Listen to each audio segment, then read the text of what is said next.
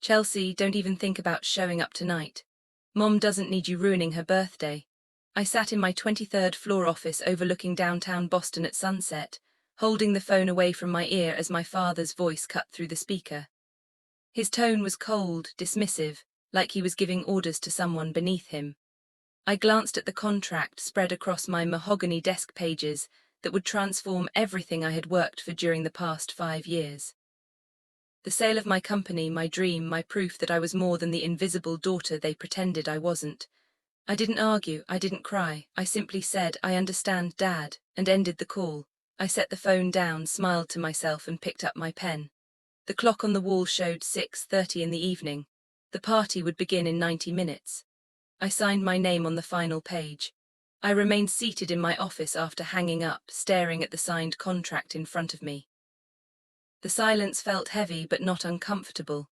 It was the silence of decision, of clarity. I thought about the journey that brought me here. Tech Vista Solutions, my company.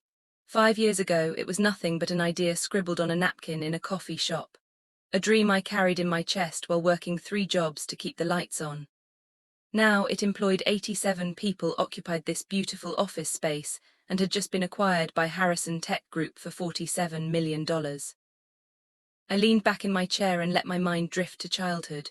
I was 8 years old, standing in the kitchen with my report card clutched in my small hands, all A's. I was so proud.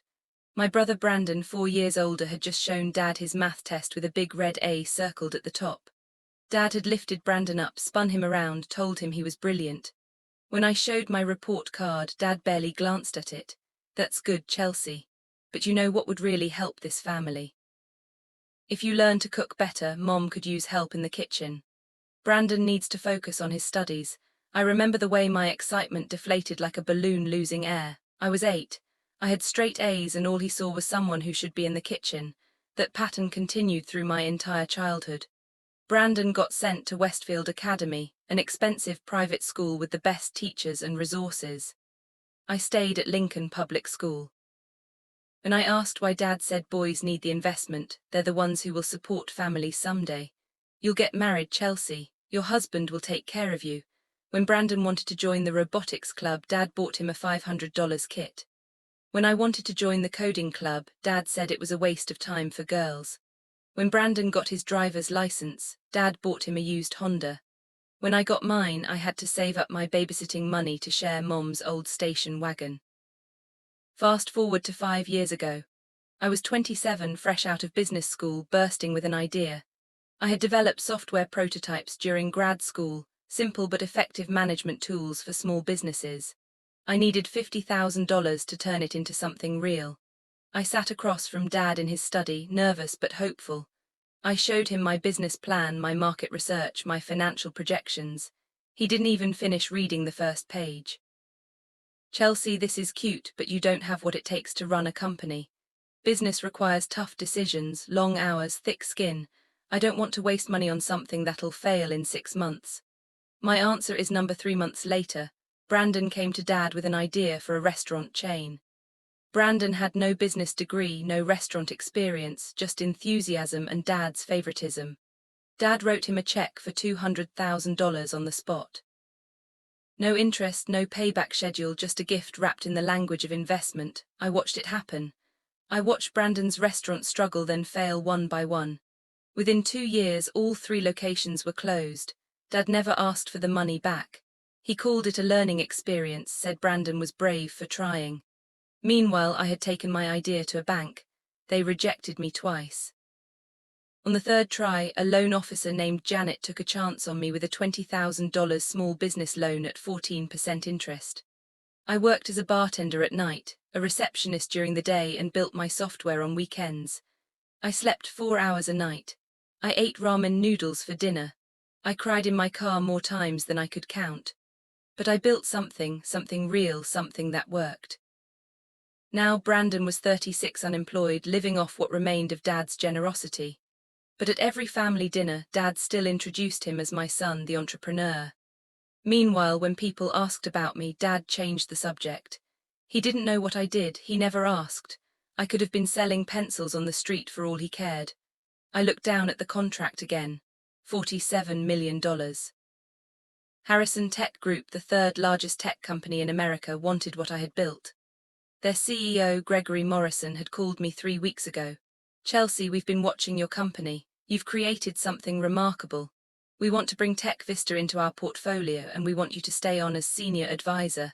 The offer was more money than I had ever imagined. But there was a catch. Gregory needed to finalize everything tonight.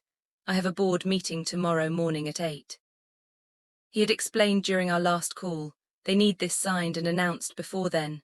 Can you meet me at 8 this evening?" I thought about the timing. Mom's birthday party started at 7. It would run until 10, knowing how Dad liked to show off at these events. I had explained the situation to Gregory. I told him about my family, about being excluded, about the phone call I knew was coming. Gregory had been sympathetic but firm. "Chelsea, I understand family is complicated, but this is the only window we have. If we miss it, the deal falls through. The board moves on to other acquisitions. It's now or never, so I made my choice." I called Mom first. Her voice was warm when she answered, the only warmth I ever felt from that house. "Honey, I'm so sorry about your father. I heard what he said. I didn't know he was going to call you." I told her about the deal, about the meeting, about the choice I had to make. There was silence on the line. Then she spoke, her voice thick with emotion. "Go, sweetheart, this is your moment. Don't let anyone take it from you. I'm proud of you. I'll explain everything to the guests." But before I could thank her, I heard Dad's voice in the background. "What are you telling her? Give me that phone." There was a scuffle. Then Dad's voice came through, sharp and angry. "If you don't show up tonight, you are no longer my daughter. Do you understand me? You will destroy your mother's special day and I will never forgive you." I took a deep breath. "I understand, Dad. I have to go now." I hung up before he could respond. My hands were shaking, but not from fear, from relief. I was finally choosing myself. I grabbed my purse, took one last look at the signed contract, and walked out of my office. It was 7:00. The city lights were beginning to sparkle below. My phone buzzed with a text from Brandon. "You're making the biggest mistake of your life." I turned off my phone and headed to my car. The Capitol Grill was one of Boston's finest restaurants, the kind of place where deals worth millions happened over perfectly cooked steaks and aged wine. I arrived at 7:30, my heels clicking against the marble floor as the hostess led me to a private room in the back. Gregory Morrison was already there, sitting at the head of a long table. He stood when I entered, extending his hand with a warm smile. "Chelsea, thank you for coming. I know tonight wasn't easy for you." Gregory was 52, with silver hair and sharp blue eyes that missed nothing. He had built Harrison Tech from a small software company into an empire worth billions. Next to him sat his chief financial officer, David Chen. No, wait, I need to use a different name. David Wells, and their lead attorney, a woman named Jennifer Walsh. The room felt professional but welcoming. Gregory gestured to the seat beside him. "Please sit. Let's go over the final details." Jennifer opened a leather folder and slid it across the table. "This is the final agreement. Everything we discussed is here. $40 million paid immediately upon signing, $7 million in performance-based compensation over the next 2 years. You'll remain a senior advisor for a minimum of 1 year at a salary of $250,000 annually. After that, you're free to pursue other ventures or stay with us. Your team keeps their jobs. Your company name stays on the product. You maintain creative input on future development." I read through every page carefully. This was the biggest decision of my life. I couldn't afford to miss anything, but everything was exactly as we had negotiated: fair, generous, respectful. Gregory watched me read, patient and calm. "Take your time. This is your life's work, you should be certain." When I reached the final page, I looked up at him. "Why do you want my company so much? There are bigger firms out there. We're not the only ones doing management software." Gregory leaned back in his chair. "Because you built something from nothing. You saw a gap in the market that nobody else saw. Small businesses need affordable, intuitive software, and you delivered. But more than that, you have integrity. Your clients love you. Your employees are loyal. That kind of culture doesn't happen by accident. It happens because the founder cares. We want that DNA in our company." His words meant more to me than he could know. For the first time in my life, someone in a position of power saw my value. I picked up the pen. The clock on the wall showed 7:55. I signed my name. My hand trembled slightly, not from fear but from emotion. 5 years of sleepless nights, 5 years of doubt and struggle. 5 years of proving myself to a world that expected me to fail. It all came down to this signature. Gregory shook my hand. Congratulations, Chelsea. You're officially part of the Harrison Tech family.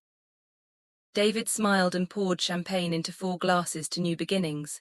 We raised our glasses and drank. The champagne tasted like victory. Gregory glanced at his watch. Our PR team is releasing the press statement right now. 8:00 sharp. He opened his laptop and turned it toward me. I saw the press release on the screen. The headline read, Harrison Tech Group acquires TechVista Solutions for $47 million. Below it was a photo of me from our company website alongside text describing me as a visionary entrepreneur who transformed the small business software landscape. I felt my chest tighten. This was really happening. Within 15 minutes this will be on Business Insider, TechCrunch and Bloomberg. Gregory said your life is about to change. I hope you're ready. I thought about Mom's party happening right now just a few miles away. I thought about Dad probably bragging about Brandon to his friends, never once mentioning me. I thought about how none of them knew what I had accomplished until now. Meanwhile, across town, the party was in full swing. The house was decorated with balloons and streamers, the dining room table covered with food and a large cake. About 40 guests filled the space, friends and family, colleagues from Dad's accounting firm, neighbors from the street. Mom sat in the living room smiling politely while people wished her happy birthday, but I could see in her eyes that she was thinking about me. Dad stood near the fireplace holding court with a group of men, Brandon at his side. My brother was in the middle of some story about his new business idea, his latest scheme to make money without actually working. At 8:15, a man named Thomas, one of Dad's business associates and the CEO of a small consulting firm, pulled out his phone to check his messages. His eyes went wide. He let out a sound somewhere between a gasp and a laugh. Robert, did you know your daughter just sold her company for $47 million? The room went silent. People stopped mid-conversation. Heads turned toward Thomas. Dad's face went pale. What are you talking about? Thomas walked over and showed him the phone screen. Right here, it's all over the business news. Chelsea Thompson, CEO of TechVista Solutions, acquired by Harrison Tech Group, $47 million. The room erupted in whispers. Guests pulled out their own phones, frantically searching for the news. Within seconds, multiple people were reading the same headlines, looking at the same photo of me. I didn't know Chelsea had a company. 47 million. That's incredible. Robert, why didn't you tell us your daughter was so successful? Dad stood frozen, his face turning red. He tried to speak, but words wouldn't come. Brandon's confident expression crumbled. He looked like someone had punched him in the stomach. Finally, Dad managed to stammer out a response. Yes, well, Chelsea has been doing some tech work. I knew she was involved in software, but his voice was weak, unconvincing. It was obvious he knew nothing about my company, nothing about my success. The guests exchanged glances. Some looked uncomfortable, others looked amazed. Mom stood up from her chair, tears streaming down her face. She raised her glass of wine, to my daughter Chelsea, who achieved what she dreamed of despite everything. Her voice cracked on the last word. A few people raised their glasses and murmured agreement, but the mood in the room had shifted. It was no longer a celebration. It was awkward, tense, filled with unspoken questions. Dad excused himself and walked quickly to his study. I could picture him there, hands shaking as he dialed my number. My phone, still turned off in my purse, didn't ring, but I knew he was trying. Back at the restaurant, Gregory and I were finishing our champagne when my phone suddenly buzzed with a flood of messages. I had turned it back on to check for any urgent business matters. 15 missed calls from Dad, 10 text messages. I didn't read them. Instead, my phone rang again. Dad's name appeared on the screen. I excused myself from the table and answered. Dad's voice exploded through the speaker. Chelsea, what the hell is this? You made us look like fools. I stepped into the restaurant hallway, keeping my voice calm. I didn't make you look like anything, Dad. I just lived my life. You need to call the press and tell them this is wrong. Tell them the deal fell through. Why would I do that? It's true, because you're embarrassing this family. People think we didn't support you. I paused. You didn't support me, Dad. How dare you? I want you to fix this right now. I'm sorry, Dad. I can't do that. Enjoy Mom's party. I hung up. Gregory was standing in the doorway, a concerned look on his face. Family troubles, something like that. He put a hand on my shoulder. For what it's worth, I think you handled that with remarkable grace. We walked back to the table. David and Jennifer congratulated me again, and we spent another hour discussing transition plans and timelines. By the time I left the restaurant, it was almost 10:00. I drove home through the quiet streets of Boston, my mind spinning. My phone kept buzzing with messages. Dad, Brandon, relatives I hadn't heard from in years suddenly wanting to reconnect. I turned the phone to silent and tossed it on the passenger seat. When I got home to my small apartment in Cambridge, I poured myself a glass of wine and stood by the window looking out at the city lights. For the first time in my entire life, I felt free. Free from the weight of their expectations. Free from the need to prove myself to people who would never see me. I raised my glass to the skyline. Here's to me. I woke up the next morning to sunlight streaming through my bedroom window. For a moment I forgot about everything. Then I reached for my phone and reality came flooding back. 342 unread emails, 67 text messages, 23 voicemails. I scrolled through the emails first. Most were congratulatory messages from clients, colleagues, industry contacts. Warm words from people who had watched me build TechVista from nothing. But mixed in were strange emails from people I didn't know, requests for money, pitches for investment, sob stories from supposed distant relatives I had never heard of. I deleted those without reading past the first line. Social media was a different story.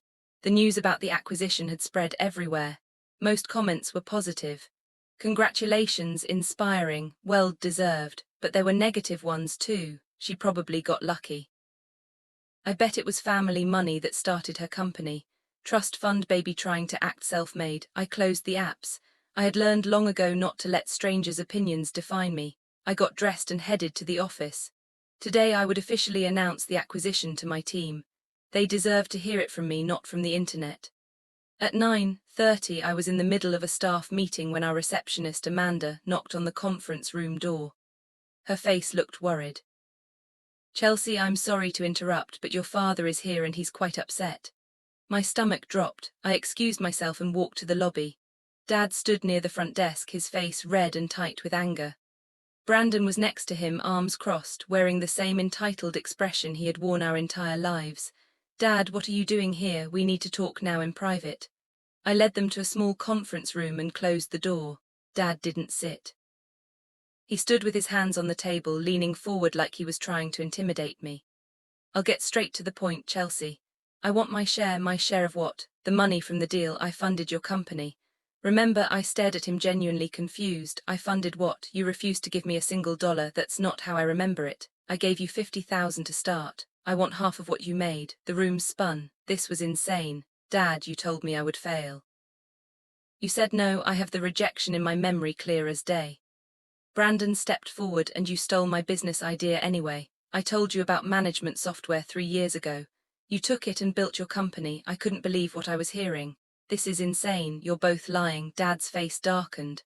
"Watch your mouth, young lady. I have documents to prove it." And Brandon spoke with our lawyer. "You have 2 choices. Give us what we deserve or we'll sue." Dad reached into his briefcase and pulled out an envelope. He slid it across the table. Inside was a legal notice from Thompson and Associates, a law firm downtown. I scanned the document. They were demanding $23.5 million, half of the $47 million. The claim cited breach of verbal agreement regarding initial investment. "This is fraud. You never gave me any money." Dad crossed his arms. "Prove it. You think a judge will believe you over me?" "I've been a respected businessman in this city for 30 years. People know my name. What do you have?" "A 5-year-old startup," Brandon added, "and I have emails where we discussed the software idea. You took my concept and ran with it." I felt my hands shaking. "Get out of my office." Dad leaned closer. "You have 48 hours to respond. After that, this goes public. Imagine what the press will say. Successful CEO accused of stealing from her own family. Your reputation will be destroyed." They left without another word.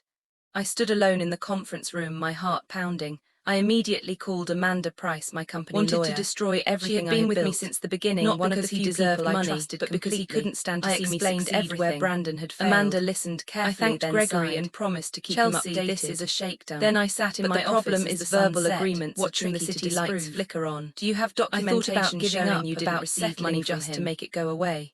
I have bank statements. But then I remembered every single time from First National Bank. It's all on record. Every time he had favored Brandon, he gave you cash. Every time he had without a paper trail, it becomes he angry, really angry. What about Brandon's claim? I wasn't going to let them take this emails mentioning management. I started digging into the lawyer representing Dad and Brandon Thompson. Not that he'd win, but it muddies the waters. The lead partner on the case was a man named Dylan Carter. There's another issue. Sounded familiar. This kind of lawsuit could trigger through my old emails and found it with Harrison Tech. 3 years ago, Dylan had contacted me about uncertainty about ownership. They might have grounds to delay payment or even reduce the purchase price. 60% of my company. I felt the floor drop out from under me. Offer, and I had I could lose the deal? It's possible. Dylan had called me back angry today. You'll regret this, Chelsea. You need to prepare for the worst. That afternoon, I received a link from Amanda. Now I understood this wasn't about Dad or Brandon. The headline read, family drama Dylan behind had found my vulnerable family situation and father and brother file lawsuit against. He had probably approached Brandon first, the article to help him get unnamed sources then close to the family into the scheme. Claiming I had used family funds to start my company and was a calculated attack. The next morning I had a meeting scheduled at Harrison Tech headquarters. Others assumed I arrived at 8. Family doesn't lie about money like this. Lobby to there must be truth to it. Where there's smoke, there's Gregory's fire. Assistant led me to a conference room where Gregory trending on Twitter and the chief financial officer reputation built over 5 years of hard work begin to crumble in real time. From our celebratory then my phone rang. No smiles, no champagne, just serious faces and closed laptops. Chelsea, we need Gregory to talk. Gestured for me to sit. The board saw the news about the lawsuit. Thank you for coming. I felt be direct. They're concerned. Our board met this morning. If your father can prove he funded the company, there could be ownership complications. If your father can prove he provided initial funding, he might have a legitimate claim could be partial maybe longer. I closed my eyes. That could complicate exactly what Dad. I pulled out my own folder. I have bank statements showing I never received money from him. I took out a loan from First National Bank for $20,000. It's all documented. Jennifer nodded. I believe you, but legal battles take time. And in business, perception matters as much as truth. Our shareholders are watching. If this becomes a prolonged court case, our stock price could be affected. David spoke up. We're not cancelling the deal, Chelsea, but we need to protect ourselves. We're putting the second half of the payment on hold until this is resolved. I felt my chest tighten. For how long? Gregory looked uncomfortable. Could be months, maybe a year. A year. I have employees who were counting on bonuses from this deal. I have investors expecting their returns. We understand, but we can't expose ourselves to legal risk. This is business. We spent another 30 minutes going over contingency plans. $20 million of my $47 million deal would be held in escrow indefinitely. After taxes and paying back my initial investors and bank loans, I had only about $10 million accessible. Still a significant amount, but not what I had planned for. I walked out of that meeting feeling like the walls were closing in. Back at my office, I called an emergency meeting with my leadership team. My Chief Technology Officer, Nathan Brooks, my Head of Sales, Madison Cooper, and my Operations Manager, Lauren Hayes, sat around the table, all looking worried. I explained the situation as honestly as I could. The acquisition is still happening, but there's a legal complication. Some of our payout is delayed. Nobody's losing their jobs. The company is secure, but I wanted you to hear this from me. Nathan leaned forward. Is it true that your family is claiming they funded the company? No, it's not true. This is a baseless lawsuit and I'm going to fight it. But in the meantime, business continues as usual. The meeting ended, but I saw doubt in some of their eyes. That hurt more than anything Dad had said. These were people who had believed in me, who had worked alongside me through the hardest times. Now they were questioning whether I had been honest with them. That afternoon my phone rang. Unknown number, I answered. A man's voice, smooth and cold. Hello, Chelsea. This is Dylan Carter. I should have known you were behind this. Behind what? I'm just representing clients who have legitimate claims. My father never gave me any money, you know that. Can you prove it? Because I have bank statements showing a $50,000 withdrawal from his account. Same week you registered your company. Maybe he gave that money to someone who gave it to you. Maybe it was cash. The point is there's reasonable doubt. I gripped the phone tighter. What do you want, Dylan? I told you 3 years ago you'd regret saying no to me, but I'm reasonable. Drop the sale to Harrison Tech. Sell to my investment group instead. We'll pay 30 million all cash, no questions asked. The lawsuit disappears. You're trying to steal my company. I'm offering you a way out, 24 hours to decide. After that, things get much worse. Oh, and Chelsea, check your email. I sent you something interesting. He hung up. I opened my email with shaking hands. The subject line read, Evidence for Court. Attached were scanned documents, a receipt showing my father's withdrawal of $50,000 dated the exact week I registered Tech Vista. A handwritten loan agreement with what looked like my signature at the bottom. Screenshots of emails between Brandon and me discussing management software ideas. I knew immediately that everything was fake. The loan agreement was forged. The emails were doctored, but they looked convincing. A jury might believe them. I called Amanda. She examined the documents remotely while I stayed on the phone. These could be fabricated, but proving that will take time and money. Expert witnesses, forensic analysis. Meanwhile, the lawsuit moves forward. What do I do? We could fight, but it'll be expensive and public and messy. Or you could consider settling. Settling means giving them money they don't deserve. I know, but it might be the safer option. While we were talking, my phone started blowing up with notifications. I checked social media. Hundreds of new comments, all negative.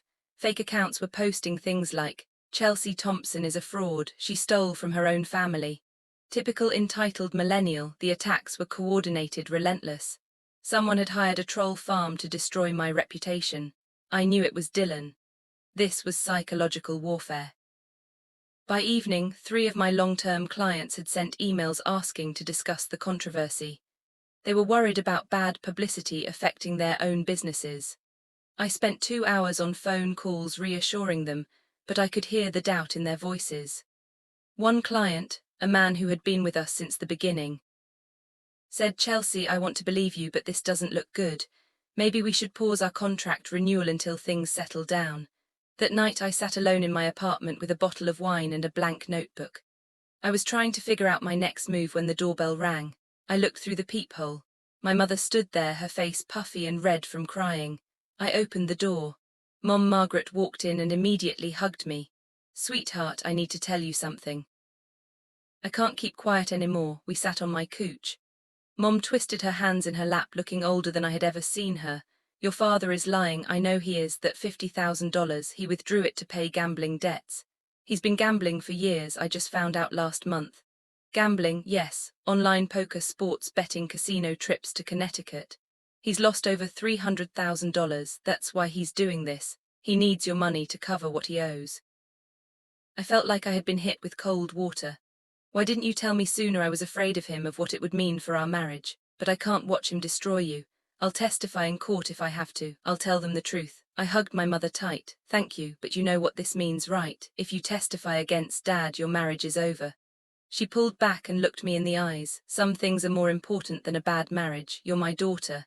I should have protected you years ago. After Mom left, I lay awake staring at the ceiling. I had a choice to make.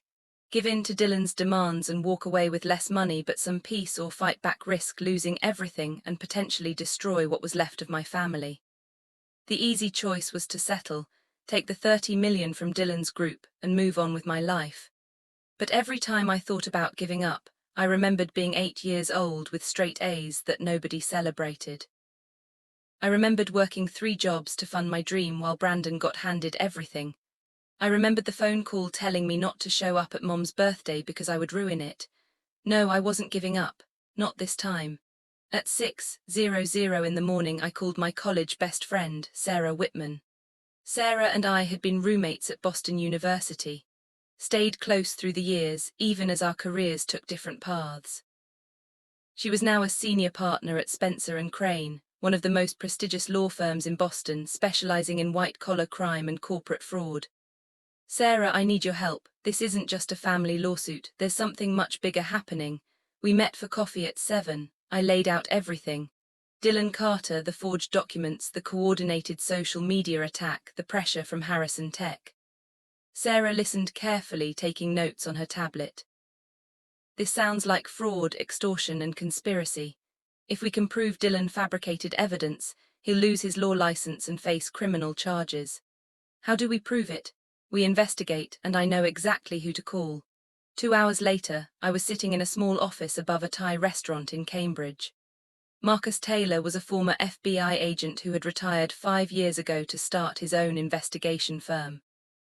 He was in his mid-50s with grey hair and sharp eyes that seemed to see right through people.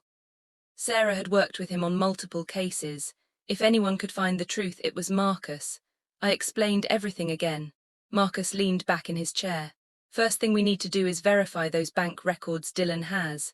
I'll check with your father's bank. Pull the actual transaction records. If that withdrawal happened, we'll see where the money really went. I also want to investigate Dylan's history. Men like him don't just wake up one day and start forging documents. There's usually a pattern. Give me 48 hours. True to his word, Marcus called me 2 days later. I found something. You need to see this. I drove to his office. Marcus handed me a thick folder. Dylan Carter has a history. 4 years ago, he was sued by a startup founder named Jason Wells. The claim was fraudulent, misrepresentation, and contract manipulation. Dylan had tried to force Jason into selling his company by creating fake legal problems. The case settled out of court for $200,000, but the pattern is identical to what he's doing to you.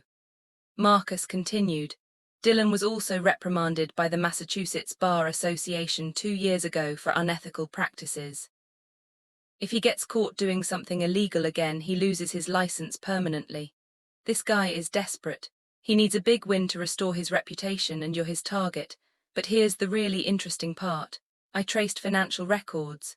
Your brother Brandon received a $50,000 wire transfer from Dylan's personal account 6 months ago. Dylan has been planning this since long before the Harrison Tech deal was announced. I stared at the documents in front of me. He's been setting me up exactly, and there's more. I followed the trail on that $50,000 withdrawal from your father's account. It didn't go to you. It went to the Mohegan Sun Casino in Connecticut. Your father used it to pay down a credit line he had there. I have the casino records to prove it. This was the evidence I needed. Thank you, Marcus. Keep digging. I want to know everything about Dylan Carter. Meanwhile, Sarah had hired a forensic document examiner named Dr. Patricia Morgan. Patricia was an expert who had testified in dozens of high-profile cases. She analyzed the loan agreement Dylan claimed I had signed. After 3 days, she called with results. Chelsea, this document is definitely forged. The ink used for your signature doesn't match the ink in the body of the document. Different chemical composition. Also, I ran tests on the paper. It's too new. The document claims to be 5 years old, but the paper was manufactured 18 months ago. There's also microscopic evidence that your signature was digitally copied from another document and printed onto this one. This wouldn't hold up in any court. Sarah smiled when I told her. That's solid evidence. Now we just need to prove Dylan created it. Sarah had her IT specialist analyze the metadata on the emails Dylan sent, showing conversations between me and Brandon. The specialist, a young woman named Alison Harper, called me the next day. These emails have been edited. I can see multiple instances where text was added or changed after the original date stamps. Whoever did this wasn't very careful. They left digital fingerprints everywhere. Can you prove it in court? Absolutely. I can show exactly when and how each edit was made. Marcus continued his investigation into Dylan and Brandon. He set up surveillance on Brandon, following him for 3 days. On the 3rd day, Brandon met Dylan at a coffee shop in downtown Boston. Marcus positioned himself at a nearby table with a directional microphone. The recording quality was clear. I listened with Sarah in her office. Brandon's voice came through first, nervous and uncertain. Dylan. What if this doesn't work? What if she proves everything is fake? Dylan's response was cold, calculated. She won't. I've covered all the bases, and even if she tries, the process will take months. By then, Harrison Tech will have walked away and her reputation will be destroyed. She'll be desperate. That's when we move in with a settlement offer low enough that she'll take it just to end the pain. Brandon asked, and I'll get my share. You'll get 50,000 as we agreed. 50,000. But you said I'd get half of whatever we won from her. Dylan laughed. Plans change, Brandon. Be grateful you're getting anything. Without me, you're just a failed restaurant owner with nothing to show for your life. The recording confirmed everything. Brandon was being used, manipulated by someone smarter and more ruthless. I almost felt sorry for my brother. Almost. Marcus had one more piece of information. I looked into your father's gambling debts. Turns out the casino where he owes money is partially owned by an investment group. Guess who's a silent partner? Dylan Carter. He let your father rack up debt, then offered to erase it in exchange for cooperation with the lawsuit. This whole thing was a setup from the beginning. I sat in Sarah's office surrounded by evidence, forged documents, edited emails, recorded confessions, proof of Dylan's history, proof of the conspiracy. We had everything we needed to destroy Dylan in court. But Sarah had a different suggestion. We could take this to trial and win. But trials take time and money and emotional energy. Or we could go public, hold a press conference, present all the evidence at once, let the court of public opinion work in our favor, force Dylan to back down before this ever sees a courtroom. It was risky. If we went public and somehow failed to convince people, the damage would be permanent. But if we succeeded, Dylan would be finished. His law career would be over, the lawsuit would collapse, and I would get my reputation back.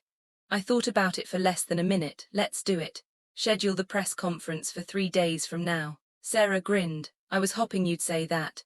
We scheduled the press conference for Friday afternoon at the Boston Harbor Hotel, a neutral, professional location with space for media. Sarah's firm handled all the logistics. We sent invitations to every major news outlet. Boston Globe, Boston Herald, Business Insider, TechCrunch, Bloomberg, The Wall Street Journal. The invitation was intentionally vague. TechVista CEO Chelsea Thompson to address recent allegations and present new evidence.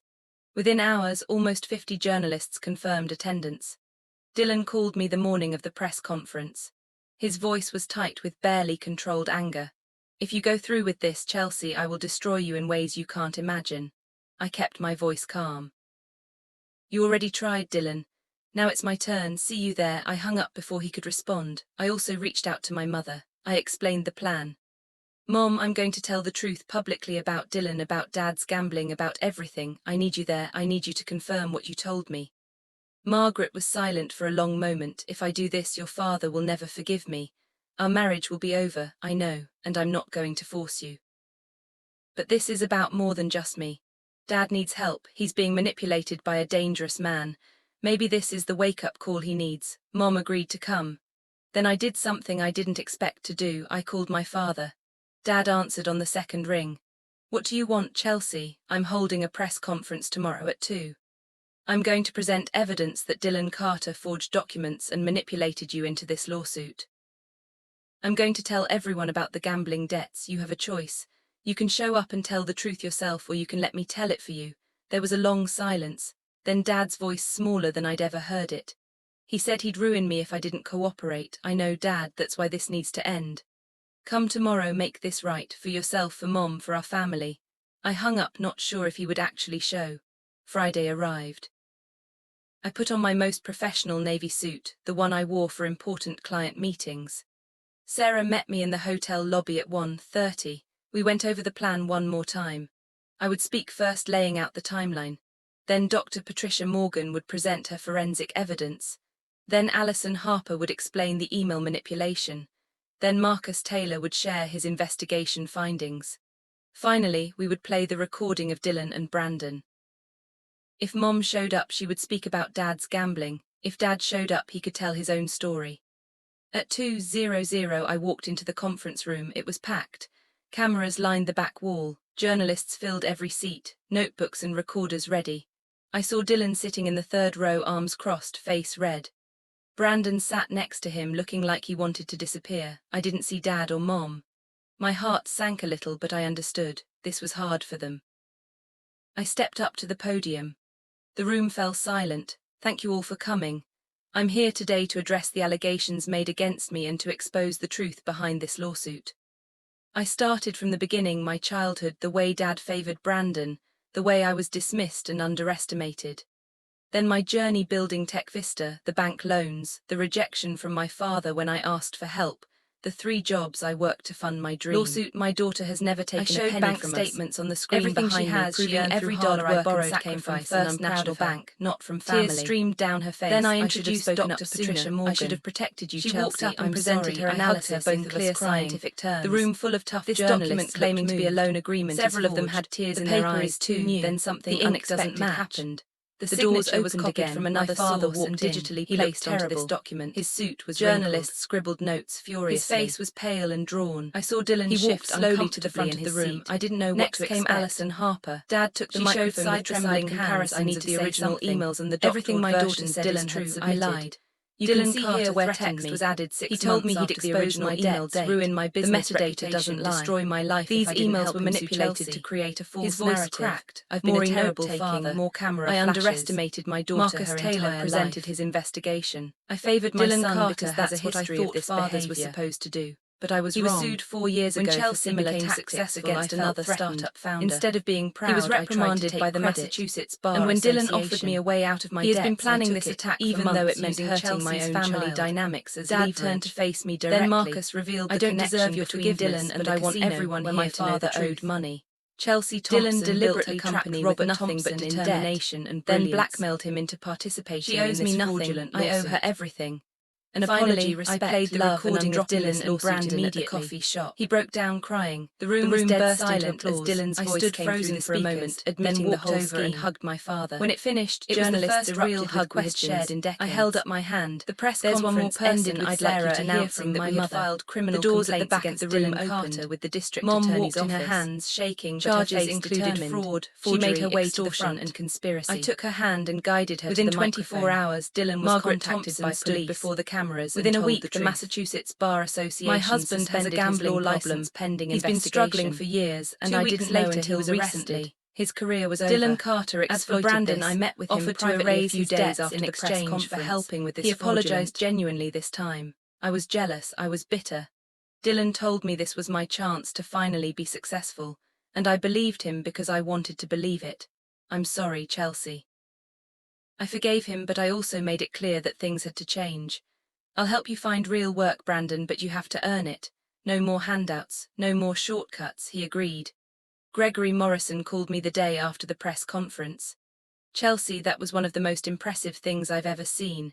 You handled that with incredible strength and grace. So about the deal, full payment, all 47 million, no more holds.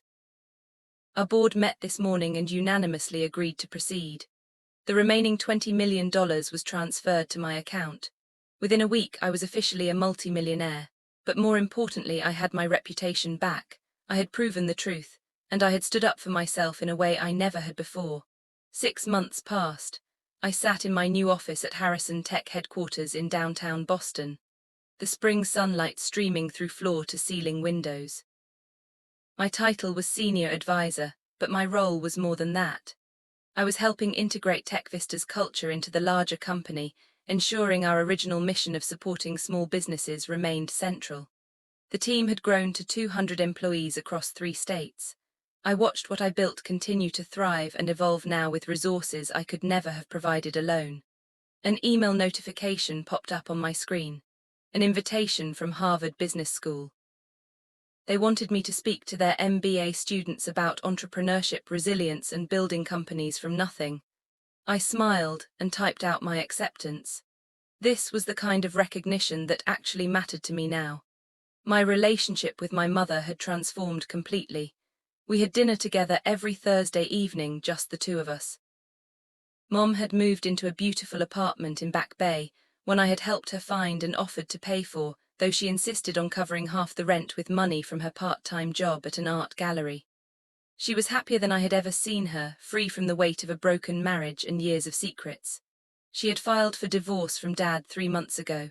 It was amicable, or as amicable as divorce could be. They were both relieved, I think. Dad was a different story. He had sold his accounting firm to pay off his remaining debts and entered a residential treatment program for gambling addiction.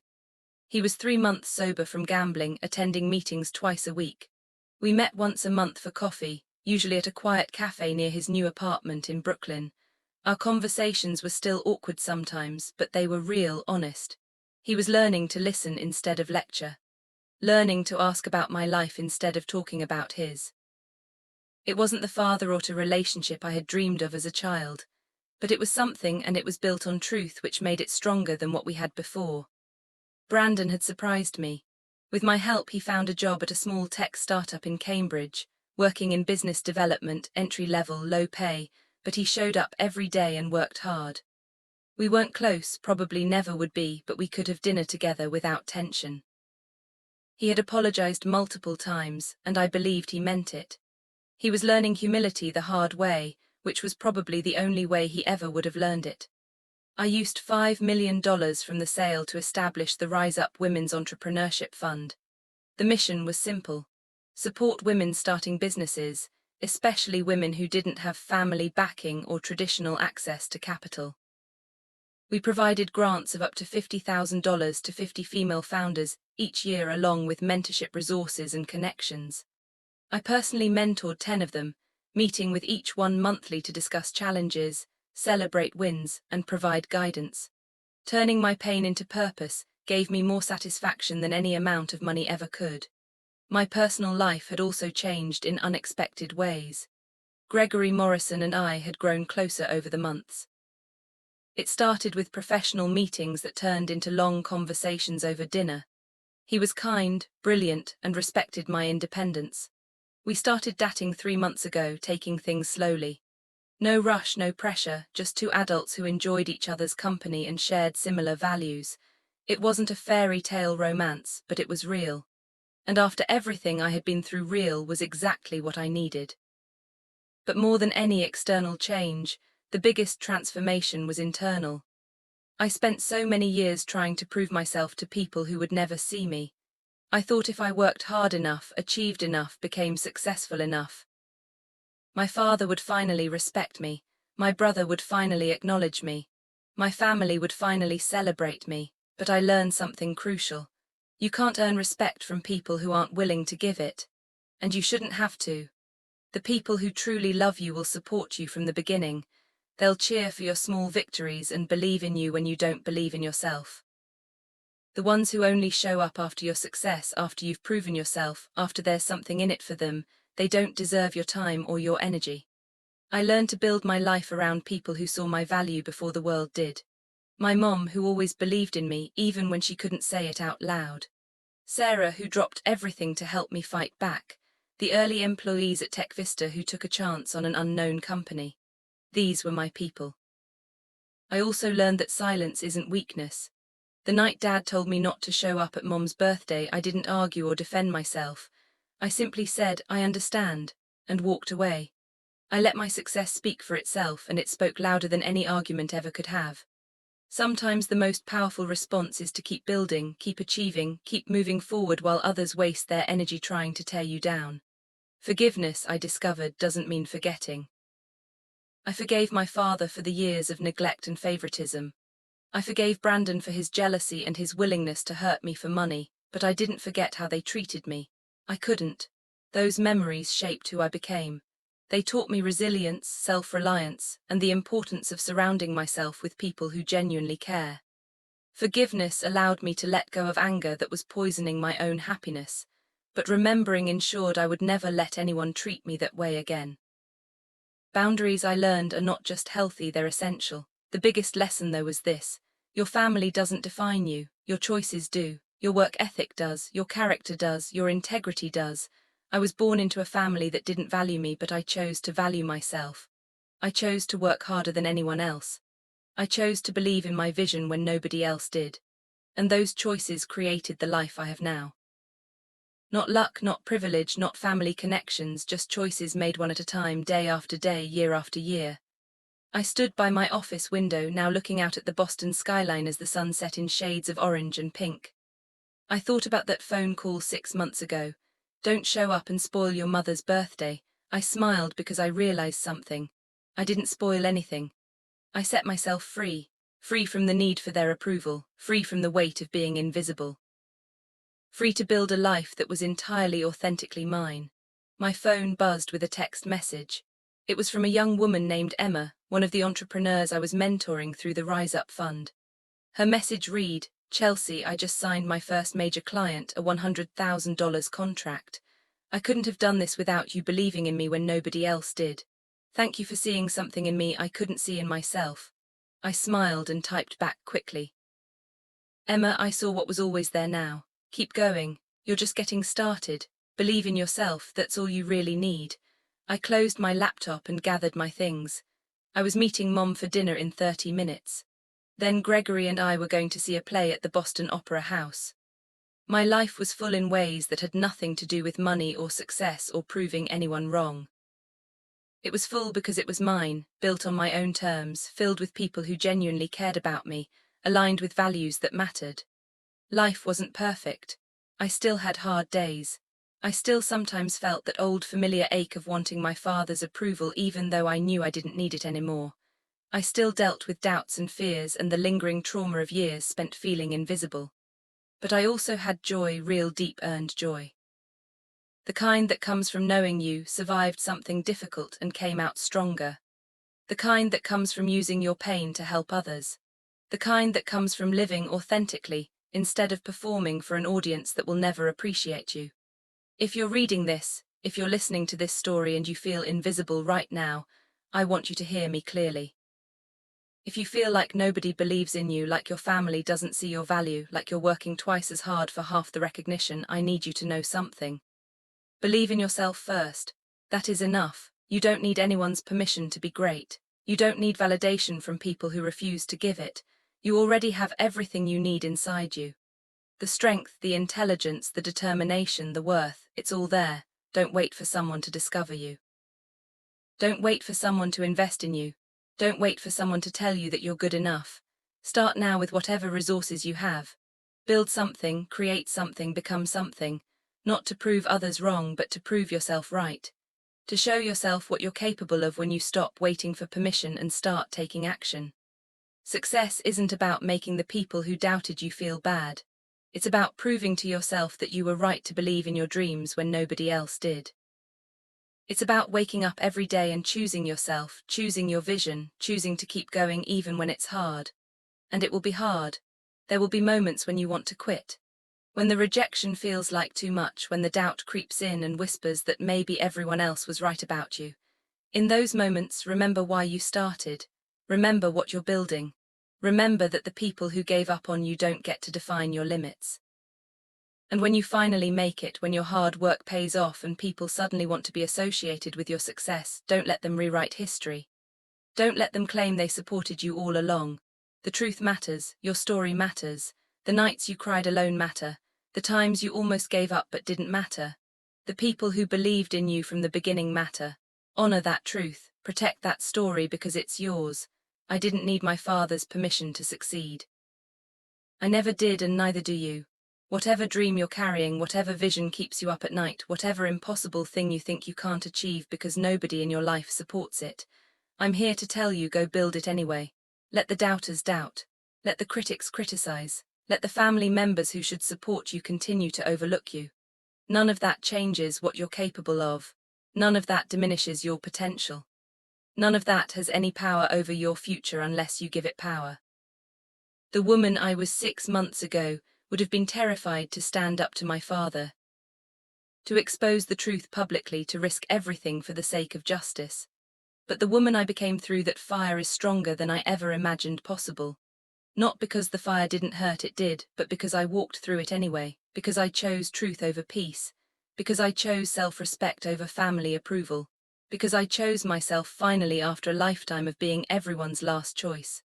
So here's my final message to anyone who needs to hear it. You are enough right now as you are.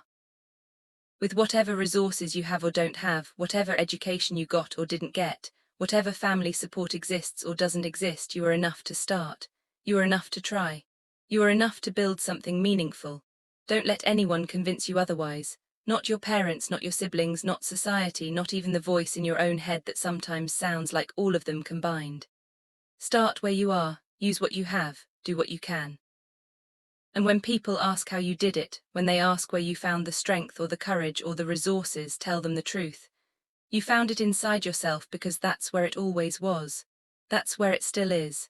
That's where it will always be, waiting for you to recognize it, claim it, and use it to build the life you deserve. Now I want to hear from you. Have you ever felt invisible in your own family? Have you ever achieved something great only to have the people closest to you try to diminish it or take credit for it? How did you handle it? What did you learn? Share your story in the team comments below. Your experience might be exactly what someone else needs to hear today. And if this story resonated with you, if it gave you hope or strength or a reminder of your own power, please hit that like button. Subscribe to this channel for more stories about overcoming adversity and finding your strength. Share this with someone who needs to hear it. Someone who's fighting their own battles with family dynamics or self-worth or the courage to pursue their dreams. Together we're stronger. Together we rise. Thank you for listening to my story. Thank you for being here. Thank you for believing that your dreams matter even when others don't. I'm cheering for you. I believe in you. Now go show the world what you're made of. You've got this, music.